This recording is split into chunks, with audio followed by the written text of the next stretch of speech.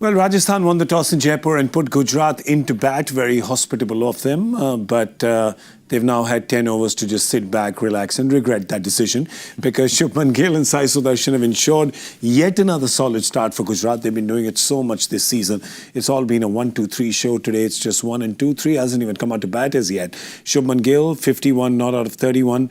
Sai Sudharsan slowed up just a tad, but it doesn't matter because at the end of 10 overs, they are 92 for no loss and just cruising. They're kind of cruising, you know. It's a This is a 180 par kind of thing, and they're looking set for 200. 187 par, 187. Which is your score, guess. I get it.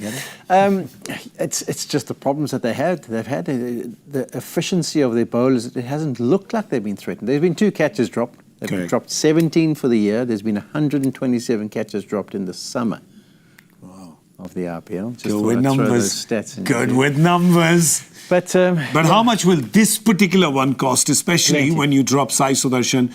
I mean, I could have got that.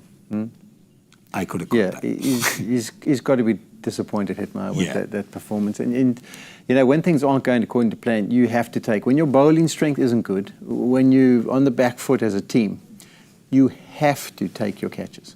So that is the key. When any opportunity presents itself, I'm hearing in my ear that we might have a wicket. Yes, that we have, I don't know how much you know about taking wickets, Shaun Pollock, but I take quite a few on the comm box here. I'm just saying. You're unbelievable. I'm just saying, all right.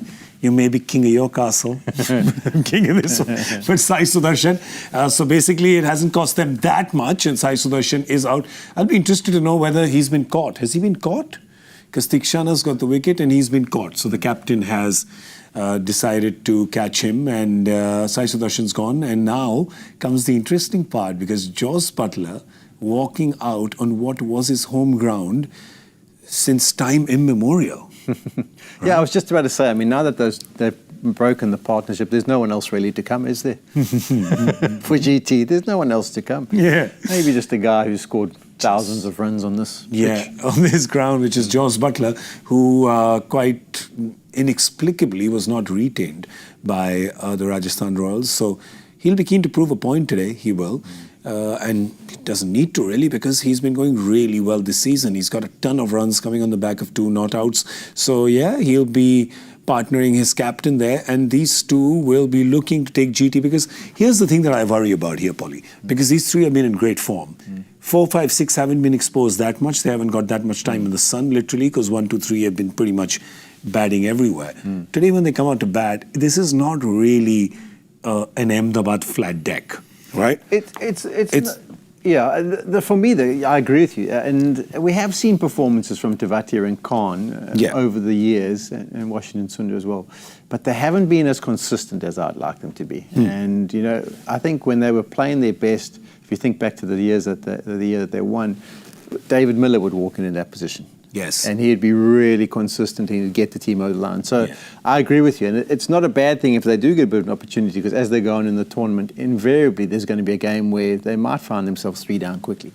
So those guys need to find some form and also need to find the mental approach that when the opportunity presents, we step up. And to figure out kind of almost the business plan for that because yesterday we saw RCB went down 25 for 3, yet stayed in the game and overcame that chase, which is a great thing for a team to be put in that pressure and come out of it because it gives you so much confidence going forward. Tewatia in particular for me, I mean, we've seen some wonderful innings from him. Cameos. Yeah, and we can't ever forget the innings he played at Sharjah and all those kind of things. But he should have matured a little bit more and he should be being more consistent now. Yeah. It shouldn't be as much hit and miss as it is at the moment. Yeah, they kind of use him also just for that. So interesting to see. I mean, that would all come into play if one of these two go out. But the way they're batting, there's quite a strong chance that they could go all the way till the 20th because that's the kind of form that they're in. The bowlers for Rajasthan, they have the 5 bowlers. Andrian Parag, of course, the captain. He bowled his 1 over 14, so that was expensive. But otherwise, there's just been that one Sandeep Sharma over that's gone for 5. Hasaranga has managed to contain in his 2 overs. But otherwise, you're right. You haven't been filled with confidence in terms of the options that the bowlers have taken. And even Singh comes in and you think to yourself, okay, well, let me look at him from a different perspective and not be kind of too judgmental, but there's nothing really there that you're thinking is like an ingredient where it's going to have a massive impact. It's kind of it's an option more of a defensive than attacking option.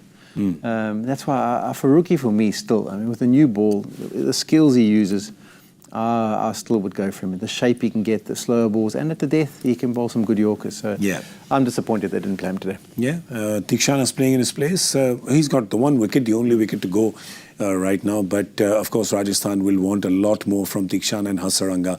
Very experienced international bowlers, and hoping that they can juice this surface a little bit and keep Gujarat down to less than 200, because it looks like they're aiming for 200 right now.